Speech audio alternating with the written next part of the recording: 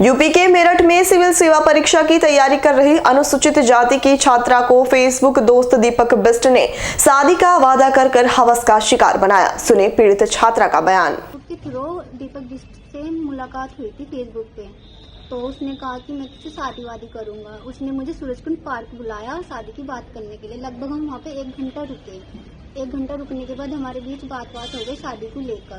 तो मैं फिर अपने घर चली गई। फिर उसके बाद 1 महीना या 15 दिन बाद मैं रूम पे आ गई, क्योंकि मैं IAS की स्टडी कर रही थी। IAS की स्टडी वहाँ पे करती हूँ शास्त्री नगर नई सड़क पे। तो वहाँ पर मैंने रूम ले रखा था सेक्टर 6 में, तो वहाँ पर भी वो आता था। फिर 24 जून को वो उन्होंने कहा कि शादी की बात करनी है, तो मुझे तुमसे मिलना है। मैं उससे मिलने के लिए चली गई। उन्होंने कहा कि मैंने रूम बुक कर रखा है मेडिकल के पास अनंता होटल में, तो मैं वहाँ पर भी चली गई शादी की बात करने के लिए।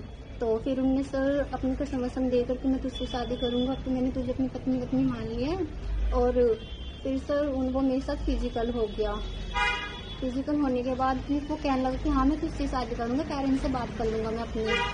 तो फिर उसके बाद लगभग 1 महीने बाद जुलाई में उनने फिर मुझे सेठगढ़ी बुलाया, मतलब सेठगढ़ी बुलाया सर फिजिकल होने के लिए। फिर सर मैं सिर भी चली गई।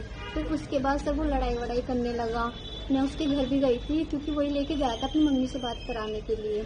उसकी मम्मी ने कहा कि तू हमारी कास्ट की नहीं है, तू चमारी है, हम ठाकुर है, और मैं अपने बेटे की शादी तुझसे नहीं कराऊंगी। और फिर सर दीपक भी कहने लगा कि जो मुझे चाहिए था वो तो मुझे मिल गया है, अब मैं तुझसे शादी नहीं करूँगा।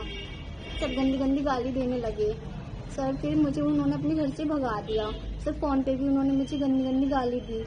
उसके चाचा कहने लगे कि अब तो हम इसकी शादी करा देंगे, 3 महीने बाद तू इसे भूल जा, जो तेरे साथ हुआ उसे भी तू भूल जा। सर फिर मैं यहाँ पे SSP ऑफिस आई हूँ अपनी वो लेकर परेशानी, लेकिन पुलिस वाले जांच के मामले में कुछ कर ही नहीं रहे हैं।